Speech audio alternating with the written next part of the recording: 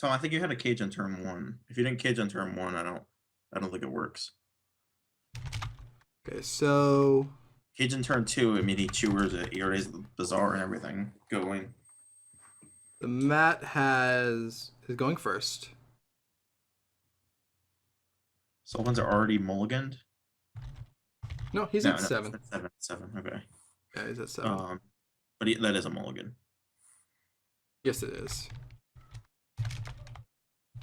Matt has a Nihil Spellbomb in his opener, so that's a keep. Does he have lands? Yeah, wow, that's a super keep. It's a Time Walk.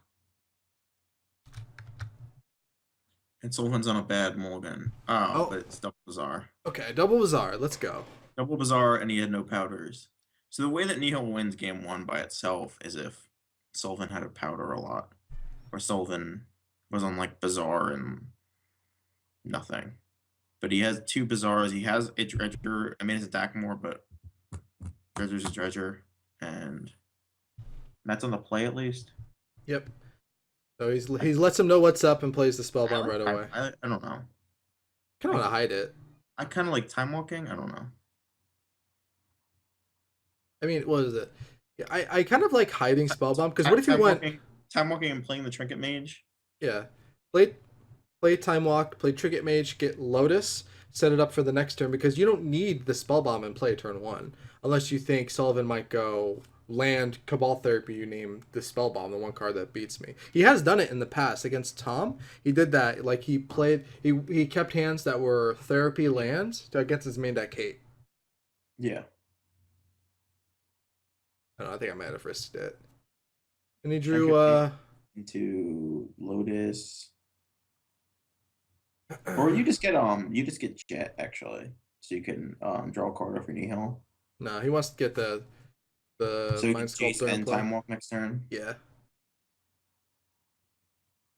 Alright, so he needs dredgers off this, and he draws everything he doesn't want to see. So you keep the you can just no, actually Dackmore Salvage is a dredger.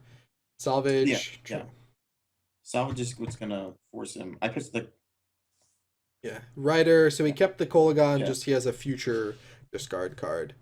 So I guess yeah. He's gonna pitch the Kolagon, I think. Oh yeah, of course. So this is his dredge for 2.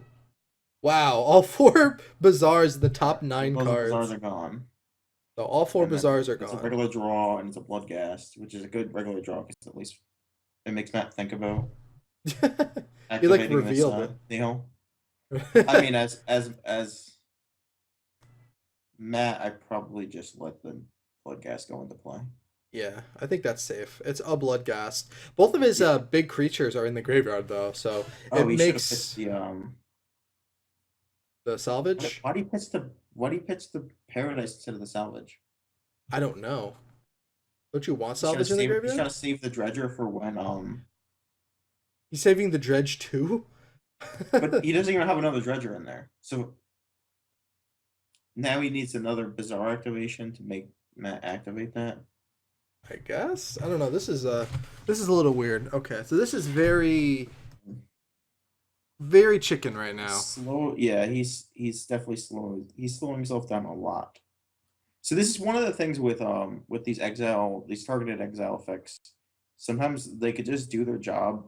They could do more than just Time Walk because you start doing suboptimal things.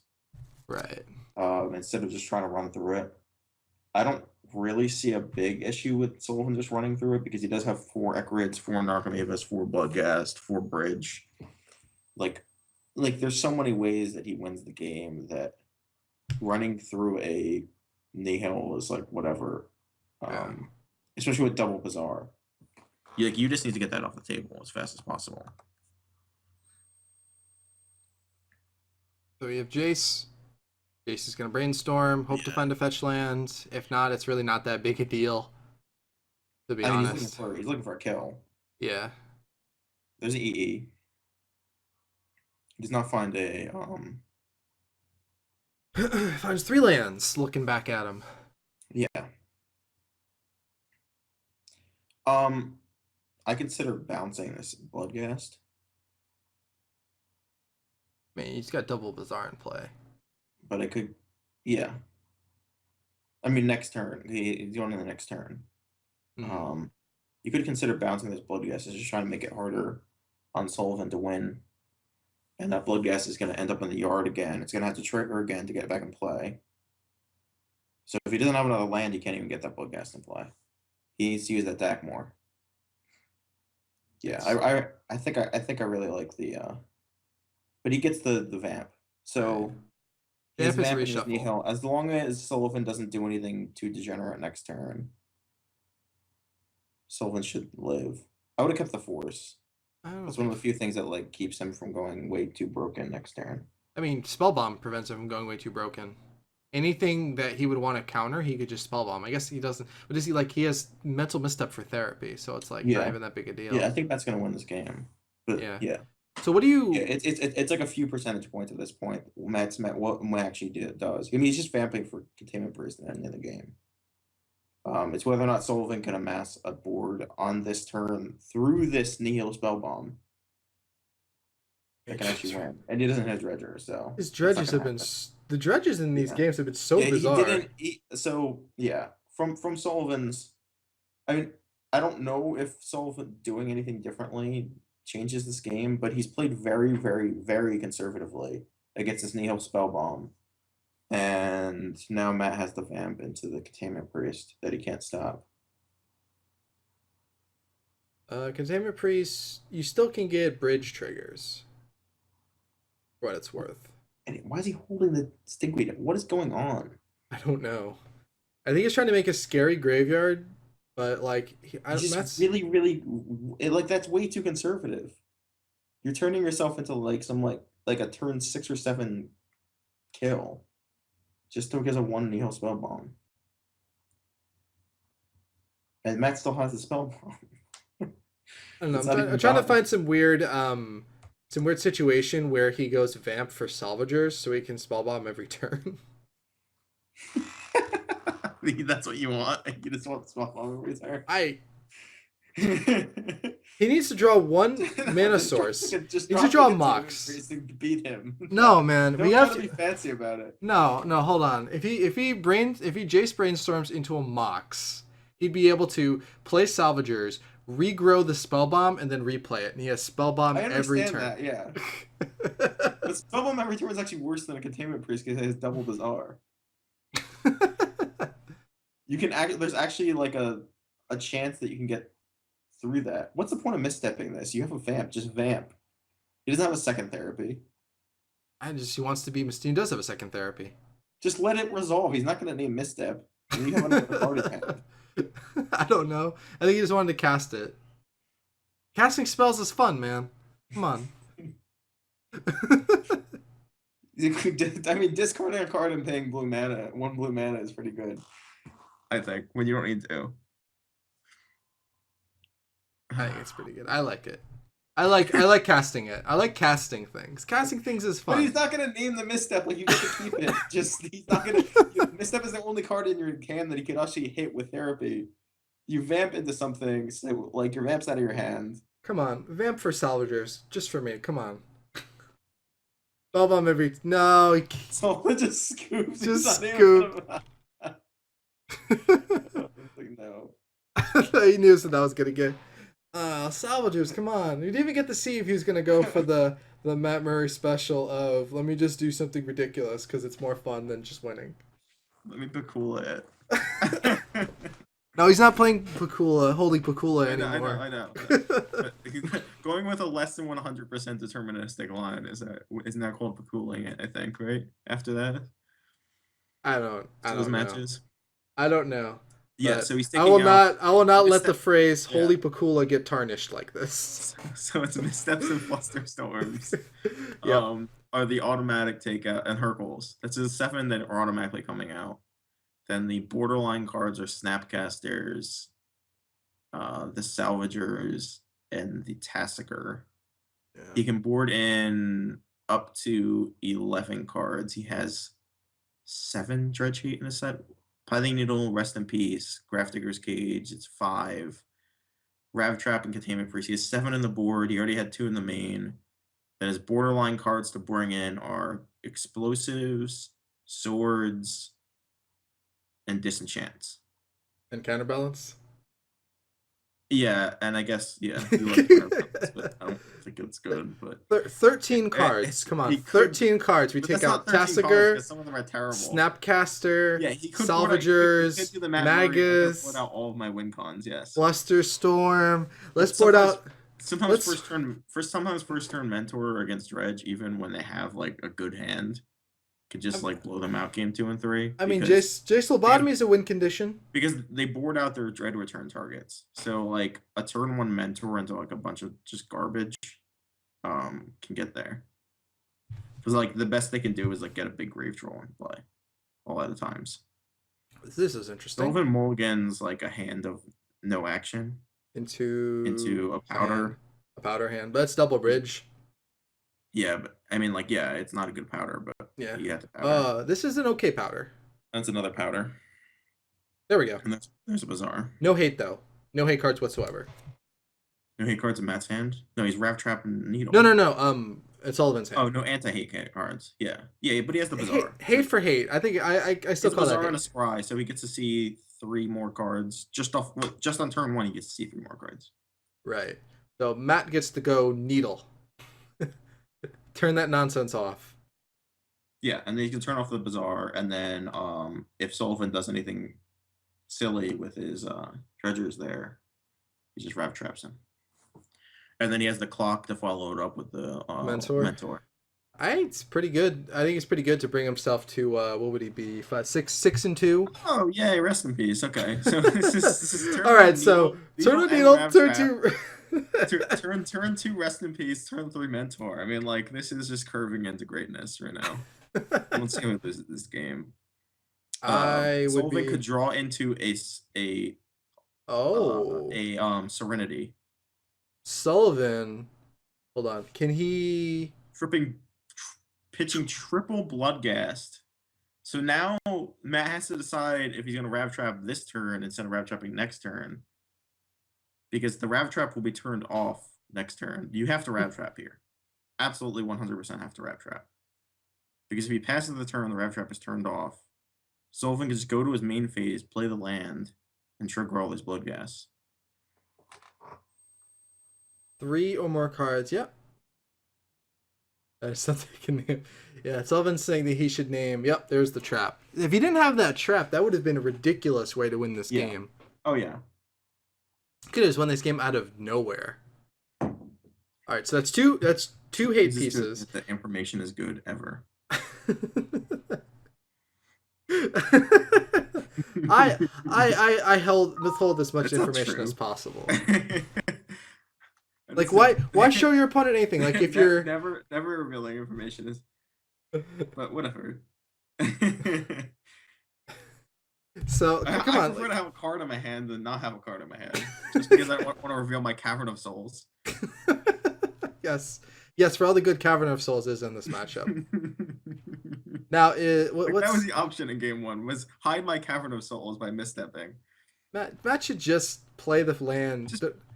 You don't need to ponder. Just ponder when you have mentor in play. To get like stuff off his mentor or something. He wants to get a token. Matt's trying to think too much, I think. He's trying to game the system here. No, man, just play normal. To be fair, Sullivan just drops a Serenity next turn. He gets blown the F out. I mean, like, you should probably go mentor. Actually, so mentor's the better play here. Play mentor, play ponder. Because Serenity is such a massive blowout if he plays it. If he just plays the Rest in Peace. And it puts a note of odds equals damage, of course. The only way it should be. Tails never fails also works too, if you actually flip a coin. But I haven't seen anybody outside of the Pokemon card game flip a coin in a game. Actually, no. Roll 0-1. Is that what you're talking about? No. Were you? Or I flip an actual coin. You're flipping an actual coin. Actually, that hurts. I mean, I feel like that hurts your thumb. No, especially if you're flipping it all the time, flipping it every turn. Your thumb is gonna be like sore by the end of a tournament just playing 1 mana crypt. You put a band-aid on your thumb to soften it, so you get those good flips. Yeah. Oh, there you go. There's a disenchant for the Serenity. It's like the only way that Sullivan has any chance in this game is Serenity, and he draws a disenchant for it. So I mean, we can This is game. This is over. So rolling wasn't always the norm though, because I know there's a super old Pro Tour top 8 where a player's playing with Frenetic Ifrit where he does flip this huge coin, and I think he knocks stuff over doing it too. I mean, I'm sure. No, I'm sure. Yeah, but it's just funny, I mean, like when you're watching. Pokemon, do they still flip a coin? No, they roll a die now. It's sad. It's actually well, you realize coins are not even 100%. Right, because like they're not 100% random. It's 50.5% for heads and 49.5 for tails. For currency, for American currency, the face on the front is changes in the quarter. back. Yes, I'm talking about specifically a quarter. Yeah, it's like 50.5. What they want you to use are their little coins, like the little holographic coin. There's a garbage though. Like they like disintegrate. The cardboard one. All right, so disintegrates after one flip. This guy.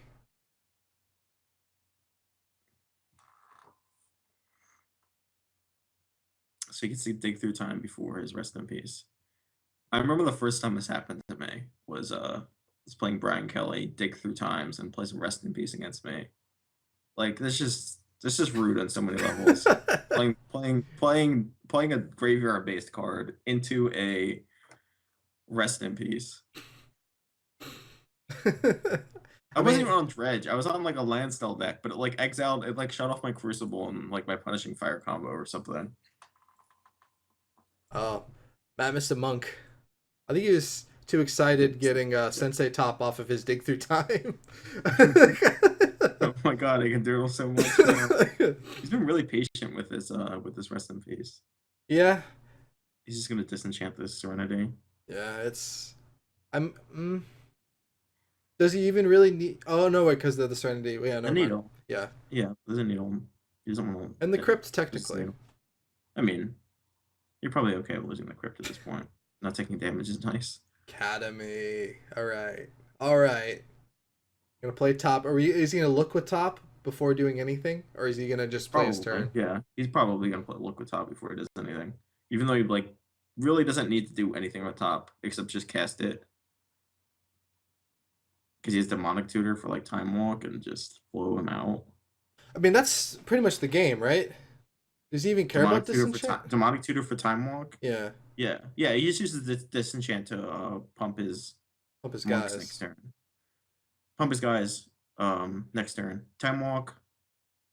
We can do that. They can do it this turn, I guess. Time Walk and then spin top to the top, so he draws the top as a spell, and then he can play top, activate top. I think he needs to find one spell next turn. Does he even need to find anything? I don't know. Time Walk he's not pumping his things in him. So he has 9 damage this turn. No, he doesn't need to find anything. Yeah, he's good. He doesn't. Yeah. That Narcomoeba just like flew at his. He threw the Narcomoeba at him. It's dive bombing. It's a flyer, you know. This is like real combat. How much cooler would Magic be if like these just like digital images fighting each other, like in Yu-Gi-Oh or something. Matt got Magus of the Future.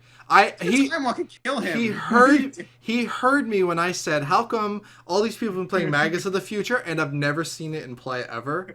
I've seen 5 in the whole season. I've seen 5 Magus of the Futures. I haven't seen a single one. This is. I'm declaring this is for me. This is for me. I have the kill. I'm gonna pass it up so I can get this Magus of the Future. No, he can't even play it. Sullivan reveals his hand and concedes the game. Sullivan has been getting demolished repeatedly since trimester 1. This is what happens when you play the same deck over and over again. What was it? People weren't sure what he was gonna do, and then he showed that he's just gonna play dredge. Yeah, I mean Mickey played like 20 Hake pieces. Mickey played like an 8-card sideboard with like, and it was already shopped. Mickey has a mana base of nothing but pain lands. He plays like 8 Ancient Tombs or something. There's 12. There's 16 Ancient Tombs in his deck. What do you want out of the guy? Like. All right, so we'll be back with the third match. It's going to be Josh versus Keith.